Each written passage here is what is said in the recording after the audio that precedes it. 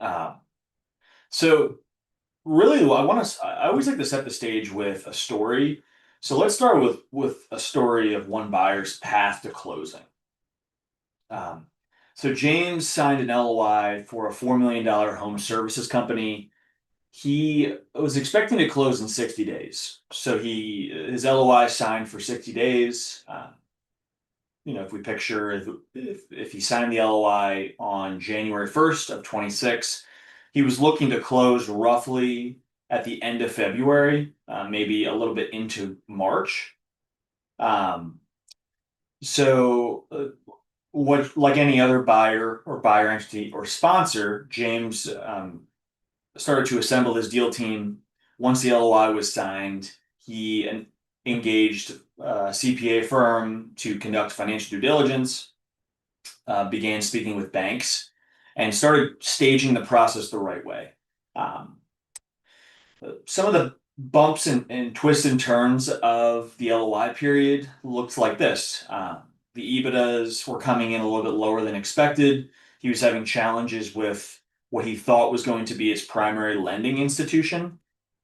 And uh, James had to seek other banks, speak with other individuals, and assembled more of a deal team. He brought in uh, some industry experience to take a look at the business. He had to get a land assessment, an environmental study done around his deal to pass regulatory concerns.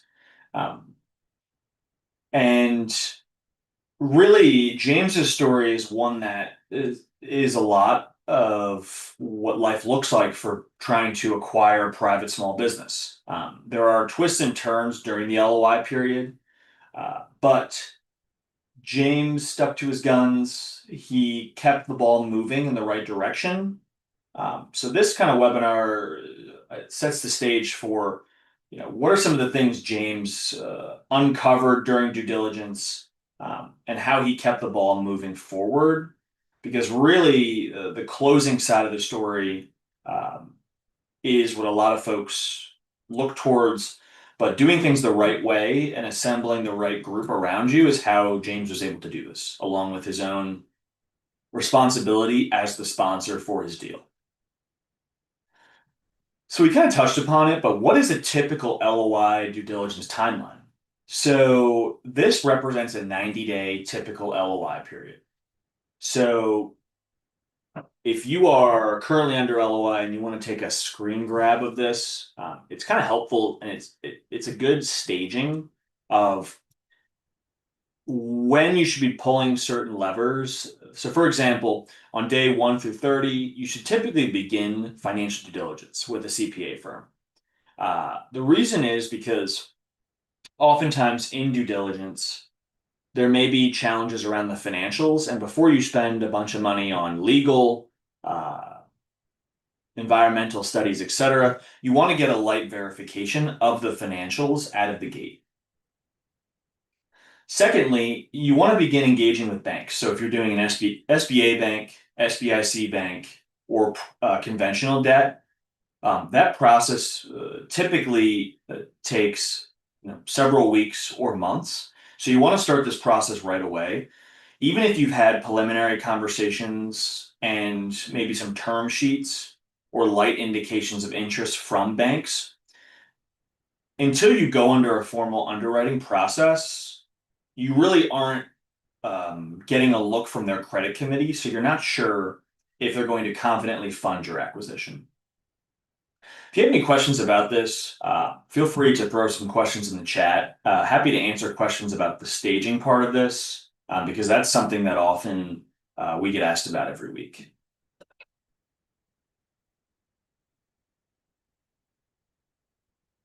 So if you're still with me, if you want to scan the Business Buyers Toolkit, this is a toolkit you can receive automatically to your inbox today. It's going to have things like the financial data request list, um, some of the key terms, and some of the questions you need to ask management during a management meeting, or some questions you can pass along to your deal team just to think through about your deal. Uh, A lot of these questions may have been things you've already been thinking about, but it's nice to have a nice clean sheet you can reference and not have to put together.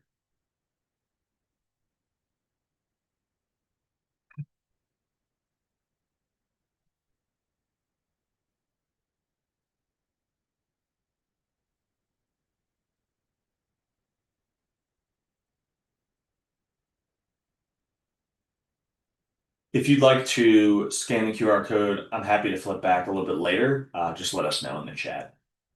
So why does this matter? Let's paint the picture. If we go back to James's story, if there is some challenges between the LOI period once you go under contract, compared to when you were having the preliminary discussions, a lot of times deals die in diligence. They don't die at the signing of the LOI, and very often they don't die at the time of the purchase agreement. So if we go back to what we just looked at, if you are at the final closing documents of a deal, there's a high probability your deal will make it to closing unless there is some outliers such as the seller might get cold feet.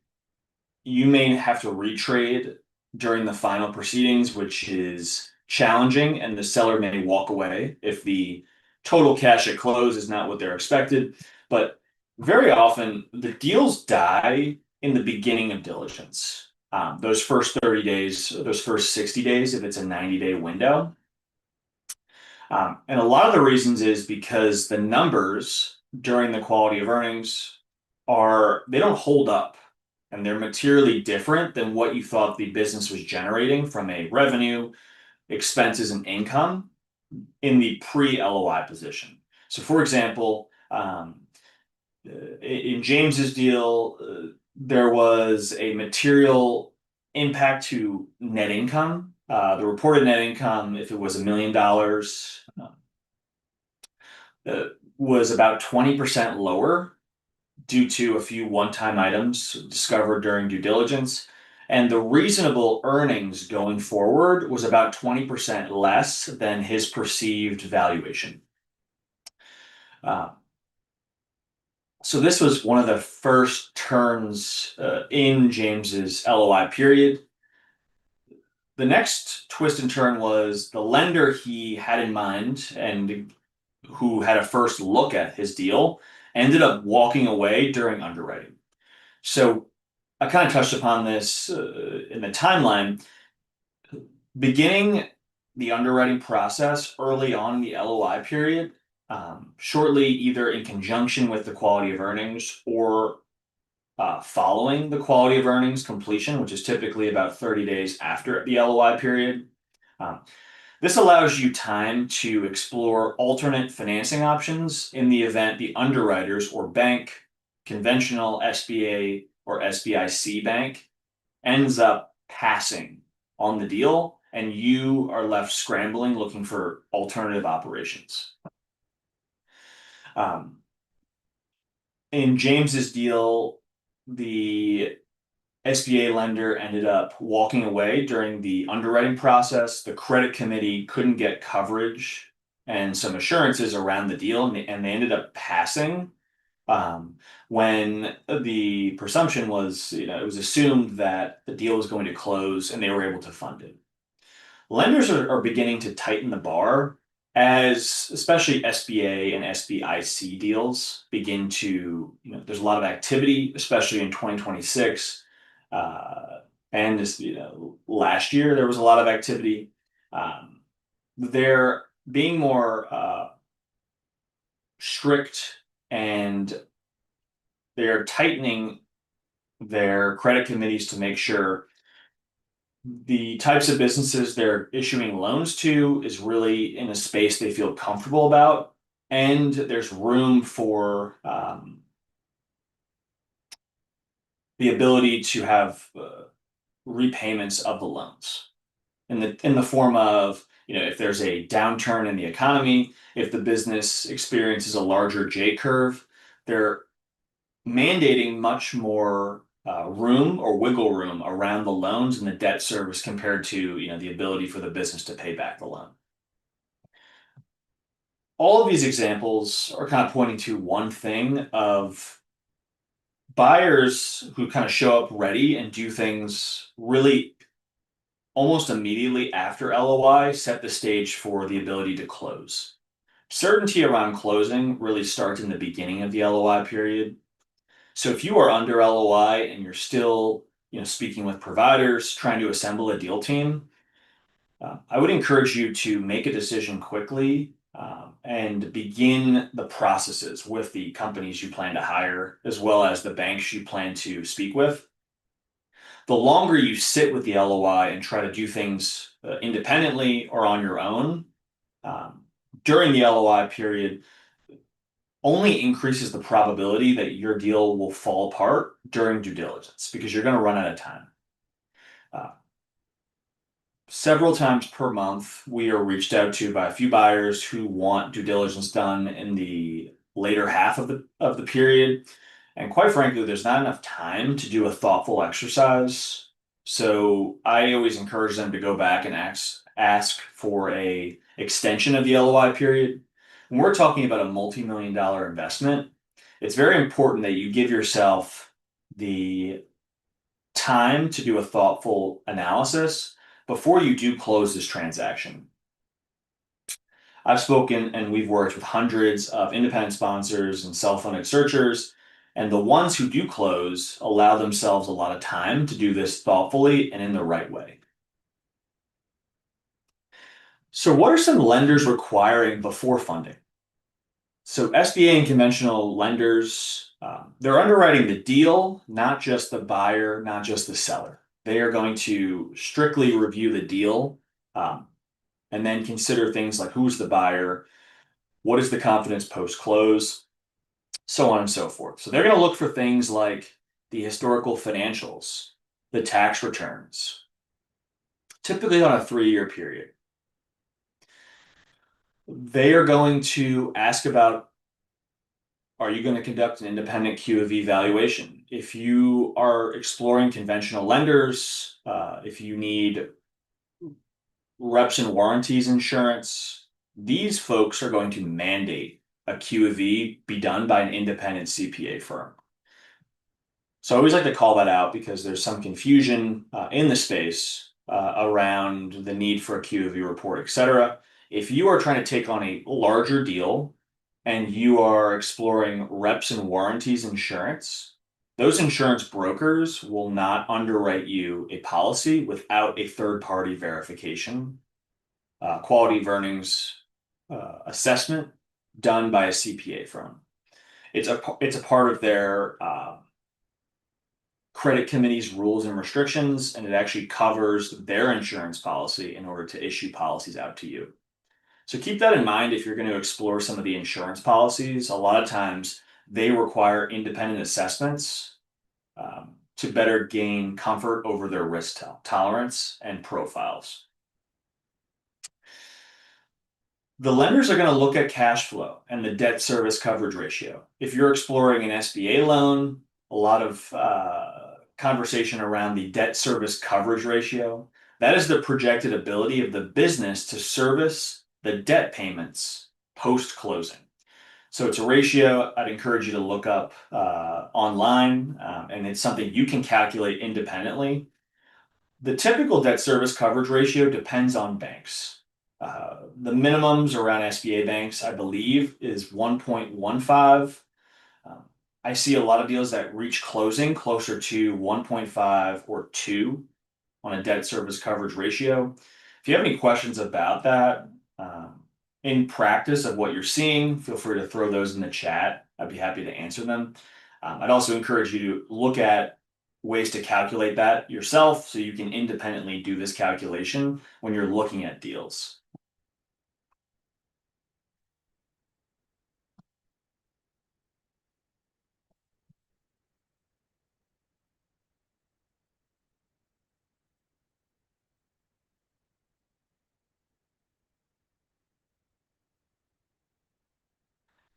Some of the new SBA rules you need to know. So this slide's a little dated, but if you are new to the space, effective June 1st, 25, the SBA rolled out some new SOPs around a few things for SBA eligible loans. So one big change was the equity rollovers require a personal guarantee. So if the sellers or investors are going to keep a piece of the equity post-closing, the SBA is now mandating a personal guarantee, which the seller must sign, in order to process the loan. This is depending on the structure of the agreement, but at a high level, if there's a rollover or a partial buyout, the SBA is requiring a personal guarantee for X number of years. So keep that in mind if you're thinking about this route. Minority investors. So investors under 20% ownership are skipping the personal guarantee, but there have been some changes around dialogue around the default rates. So if some of your minority investors have invested in other SBA loans, they're beginning to roll out stringent checks around who these investors are, and there may be triggers of some of the minority investors aren't eligible for future SBA loans. This has been widely petitioned, especially in 2026 around this. So I'd encourage you to check out some of those updates. Last I've heard is there's more visibility into the SBA rules around minority investors, but those are some things to keep in mind. If you're pursuing a carve out, so if you're buying a piece of a larger business, so if the business has multiple locations, let's say 8, and you're buying 4 of the 8 locations, that is what we call in the industry terms a carve out. You're carving out a piece of the business and purchasing that using an SBA loan. The good news is, to my knowledge, that is totally allowable, and you can explore and use the SBA loan 7A program to acquire a loan for a carve out. Some of the things to keep in mind for carve outs are if you're looking at the financial data of a carve out, it is not going to tie back to the tax returns prepared by the company. So we worked on a few of these deals in 2026, and we've done QOVs for these. The reason the tax returns will not match the carve-out financials is because the tax returns are including all of the entities owned by the owner. So if you're buying 4 of the 8 entities, it's very likely that revenues and expenses are going to be significantly less for the financials of the carve-out than what this shows in the tax returns. That is going to throw a wrinkle in the underwriting process. It's very important you bring that up to the SBA underwriting committee ahead of time so they know, and when they see these discrepancies, they can be well aware of what they're seeing. The good news is leveraging a CPA and QOV provider to conduct a carve-out financial statement review and preparation packet is something you can use and take with you to the SBA underwriters to streamline this process. One last key takeaway is you want to expect that there's going to be more cash equity, fewer partial buyouts, and there's significantly more lender scrutiny in the SBA world. As SBA lenders and folks, many more folks are using the SBA 7A program, which is fantastic. And as an entrepreneur, I encourage you all to explore that. There's much more lender scrutiny in 2026 than even 5 years ago. It's much more popular debt route, so the scrutiny is much tighter. So you need to make sure things like what is the debt service coverage ratio of the deal? Is that passing your initial box ahead of time? So on and so forth. So let's take a look at what life looks like inside the QOV in a financial diligence review. So the quality of earnings review, again, should be kicked off very close to once an LOI is signed. The reason why is this is a confirmatory audit and testing whether the numbers presented in the SIM or marketing materials actually hold up once you look under the hood of an accounting system. Most small businesses' accounting systems are run on QuickBooks Online or desktop.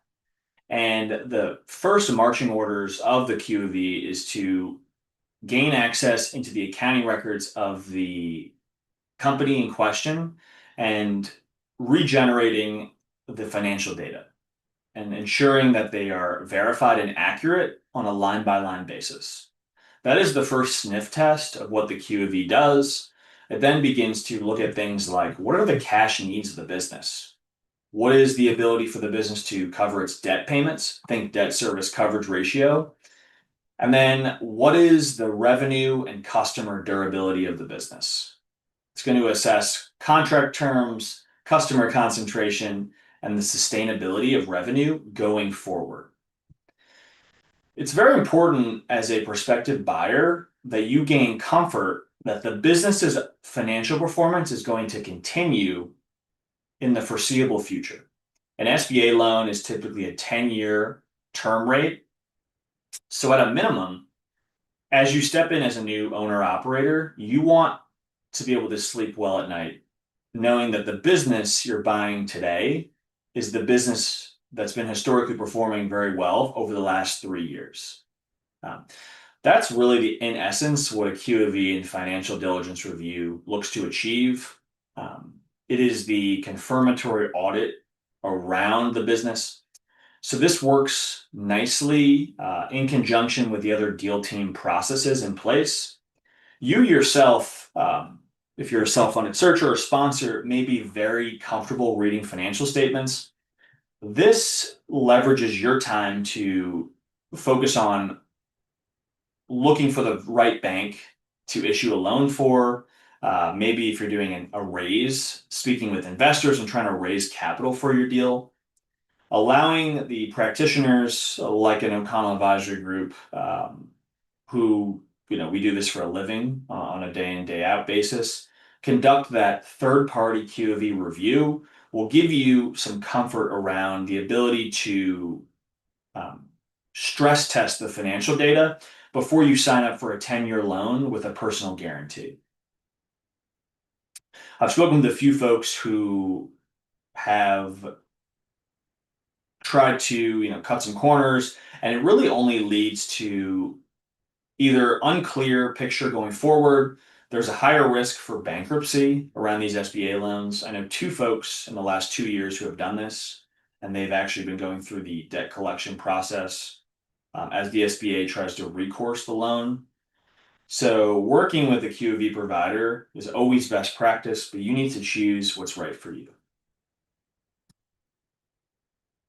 So what are some of the key financial documents to prepare?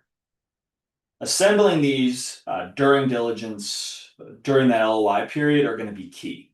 So a lot of these things are going to be in that financial data document. If you scan the QR code in the business buyer's toolkit, these things are listed out there.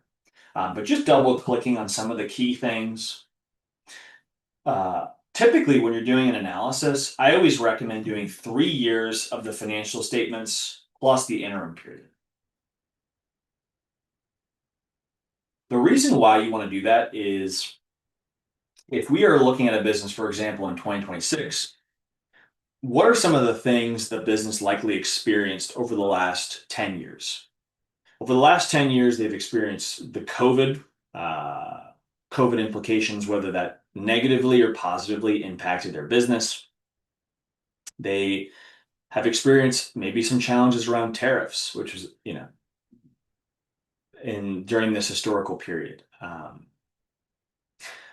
When you're thinking about how to do a proper analysis of the business, what the banks will typically look for is a 5-year period, 3 to 5 year period. The QOV historical periods are typically 3 years plus the trailing 12 months. And the reason is that is typically the business you will be buying if you're pursuing a business in 2026. That'll give you a good sense for the historical performance of the company, and it won't lead to any biases, whether that's positive or negative, if you do a further look back analysis. The question I get asked all the time is, can you do should I be doing a 5-year analysis or a 7-year analysis? And the answer to that is yes. You can certainly do that. It takes significantly more time, and it may give you the same answers you're looking for if you were to trim that down to a 3-year period. As someone who's looked at in businesses to purchase and invest in, the most important period I am looking at is the most recent trailing 12 months. That is called the TTM, trailing 12 months. In my opinion, that is the most important time frame of the business. The question is, why is that? It's the most recent period of performance. Small businesses can change drastically year over year, positively or negatively. There can be staff turnover, new customers, changes in market competition, etc. So when you're thinking about what's the most important financial period, I always say it's the trailing 12 months. From an EBITDA perspective, that's most important. From a working capital perspective, the trailing 12-month cash needs and working capital needs of the business should be your number one priority. So if you are doing this independent analysis yourself, if you're engaging with a CPA firm, I'd encourage you to mandate that this type of analysis is done for the TTM period and then maybe 2 prior fiscal periods.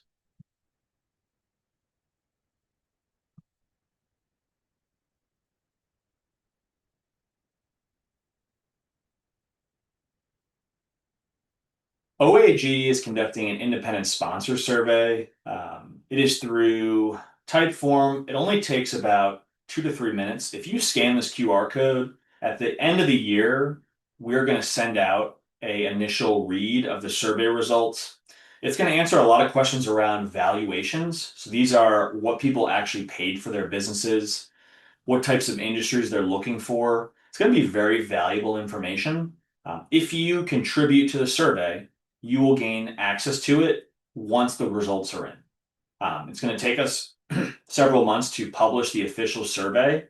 So if you want to participate anonymously and give us some deal activity, some of the valuations, and if you've closed on a business, if you want to anonymously share some of those results, you'll get first access to this report.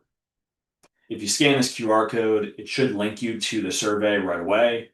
If you have any questions, feel free to reach out to us.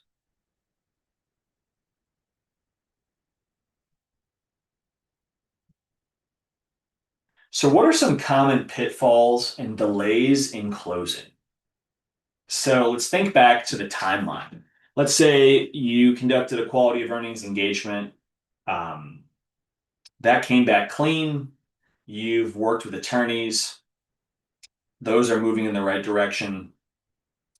You're heading towards the purchase agreement phase. What are some of the pitfalls that we see a lot that either push back closing timelines or may stall out deals right at the end?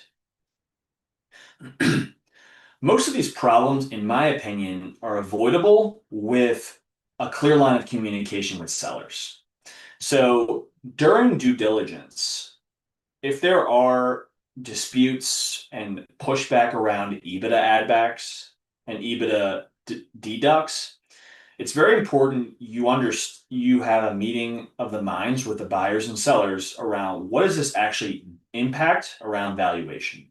So if the seller has proposed certain EBITDA add-backs to increase EBITDA, you likely are going to pay a market multiple of, let's say, 3 or 5 times of this agreed upon EBITDA. If they are trying to push in EBITDA add-backs to raise that number, let's say it's from $1 million to $2 million, if there are disputes and you don't think some of those add-backs are valid, those are going to materially impact the total purchase price. A lot of buyers think, this should be something that the sellers understand. A lot of times they don't really know why you're asking questions about the add-backs. Maybe the seller's representatives know this, but they aren't able to link the purchase price and the dollars they receive at closing around this discussion of add-backs. So if there are disputes and pushback, it's best practice to have these conversations once you uncover them. A lot of times deals will die because there are surprises like this at closing.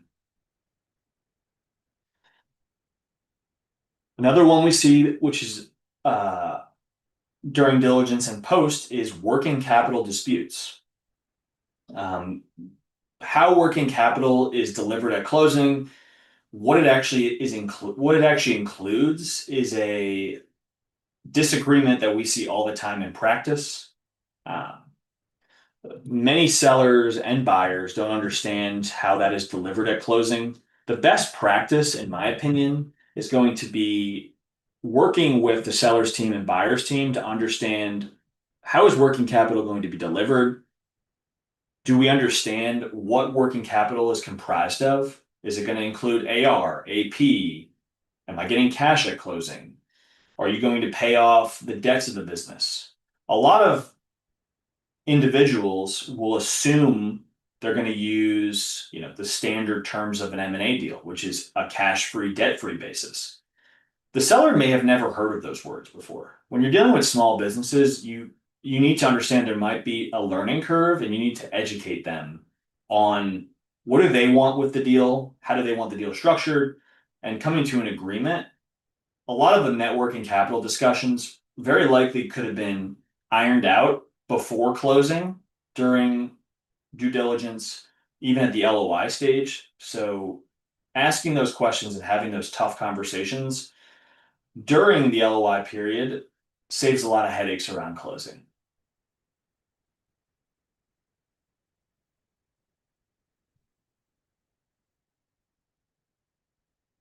So what are some of the best practices for navigating due diligence? So buyers like James, if we go back to the original story, who move through diligence efficiently and confidently, share a few common habits. They are, one not listed here is they take responsibility for their deal.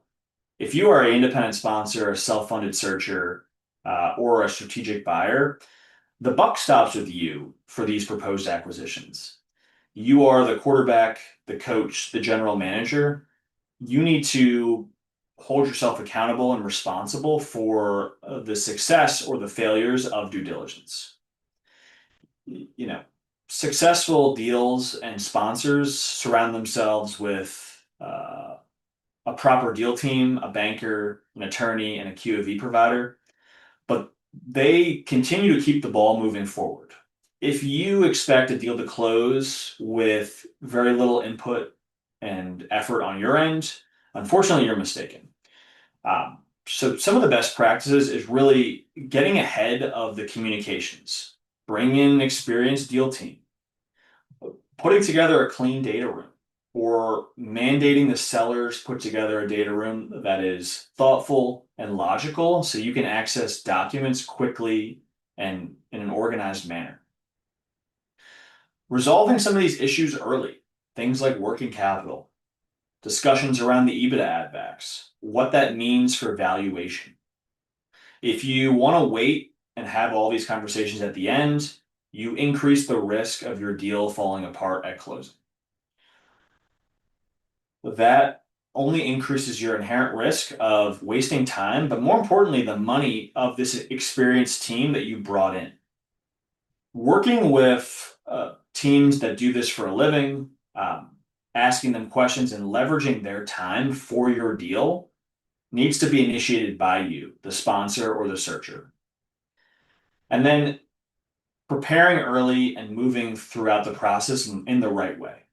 If you try to cut corners and do things haphazardly, unfortunately, that's where we see a lot of these deals break, which is unfortunate and I hate to see for some of the folks we work with at OAG.